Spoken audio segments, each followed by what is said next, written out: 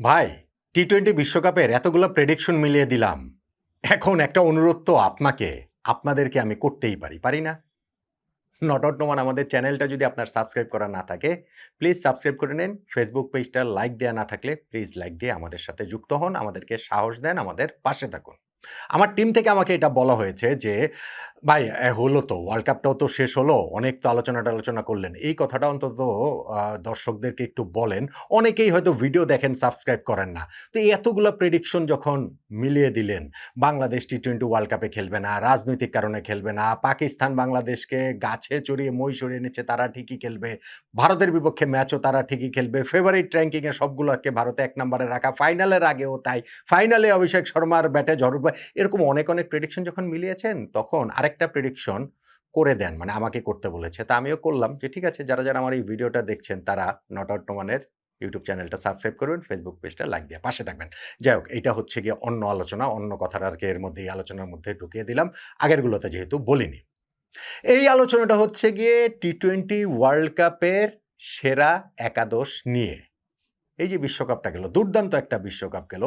সেই বিশ্বকাপে ভারত শিরোপাটা ডিফেন্ড করলো। স্বাগতিক হিসেবে ১ম শিরোপা জিতলো। ১ম দল হিসাবে ৩য় বারের মতো টি-20 বিশ্বকাপ জিতলো।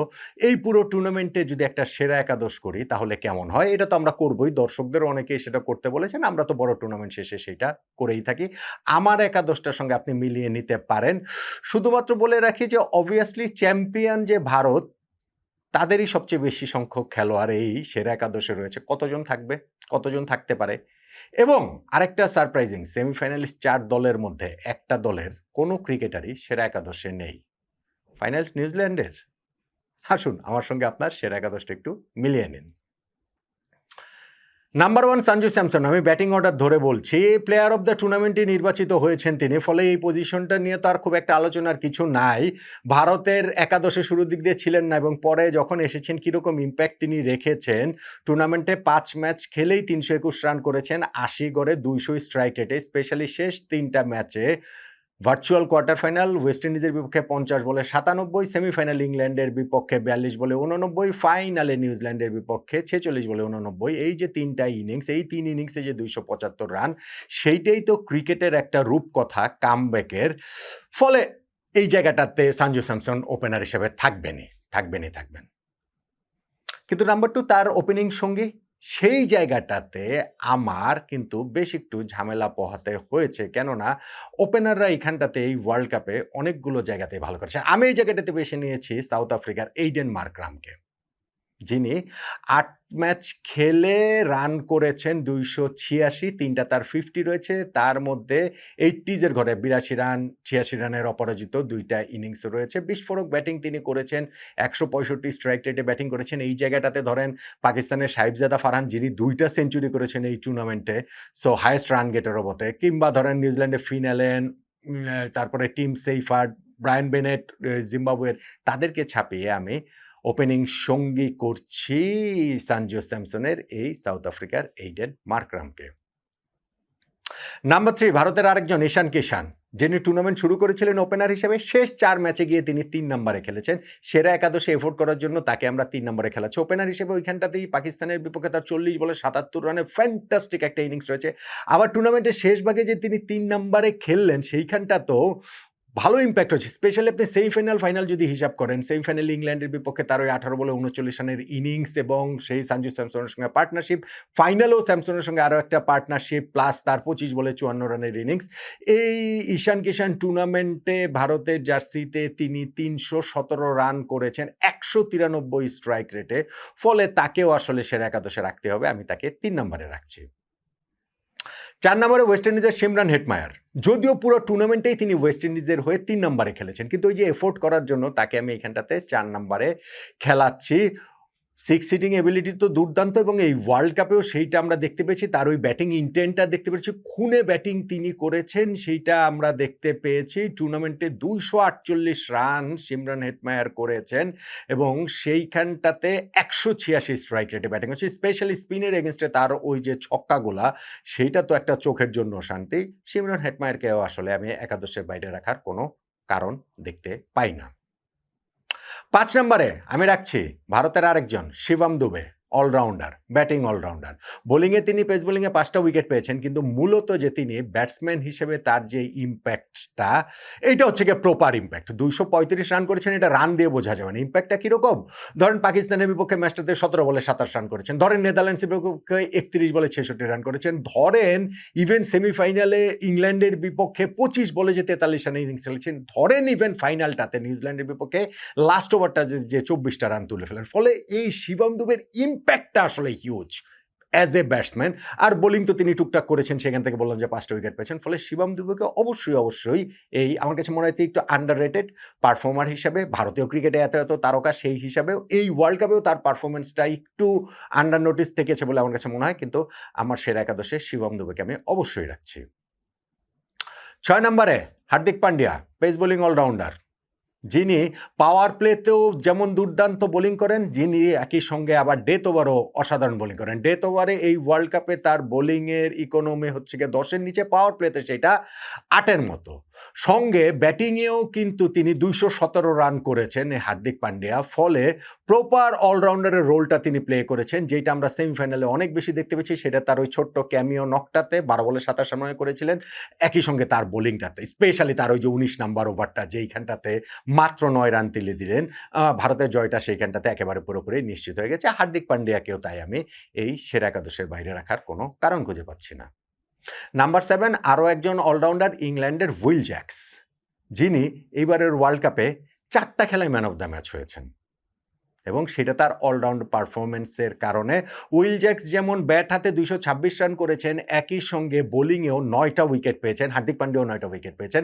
ফলে এই উইল জ্যাক্সের এই বললাম যে 4টা ম্যাচে ম্যান অফ দ্য ম্যাচ হয়েছেন, তার ওই অফ স্পিন বলেন আর তার ওই ব্যাটিং বলেন, সব কিছু মিলিয়ে তাকেও সেরা একাদশে রাখতেই হবে।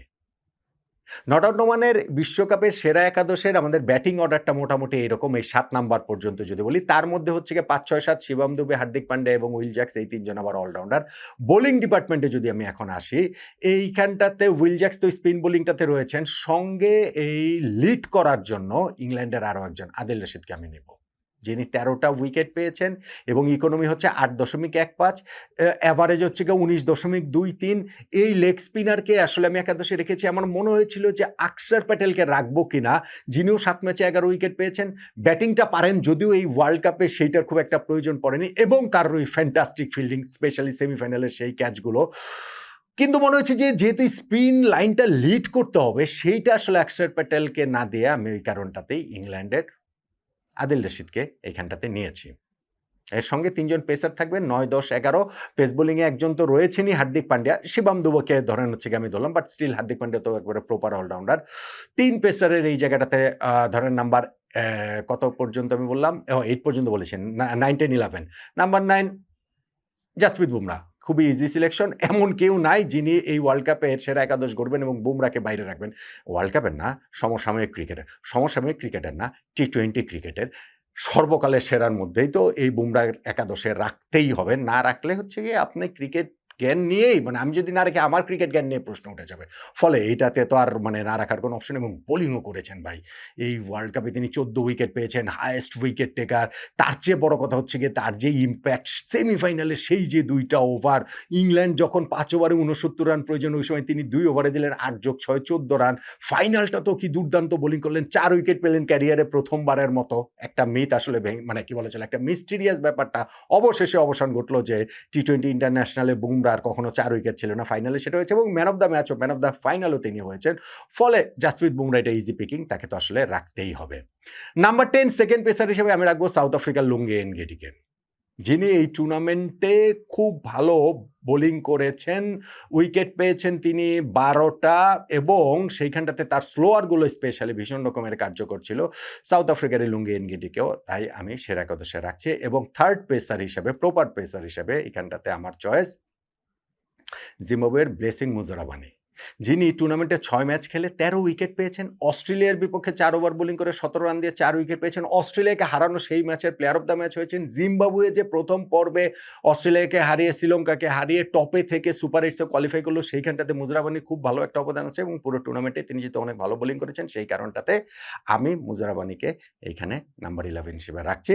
আর 12th ম্যান হিসেবে এই টিমটাতে আমি রাখছি জিম্বাবুয়ের আরও একজন সিকান্দার রাজাকে। তাকে আসলে রাখতে পারিনি মিডল অর্ডার বা ওই অলরাউন্ডারের রোলটা শিবম দুবে, হার্দিক পান্ডিয়া, উইল জ্যাক্স এরকম কার জায়গাতে আসলে রাখবো।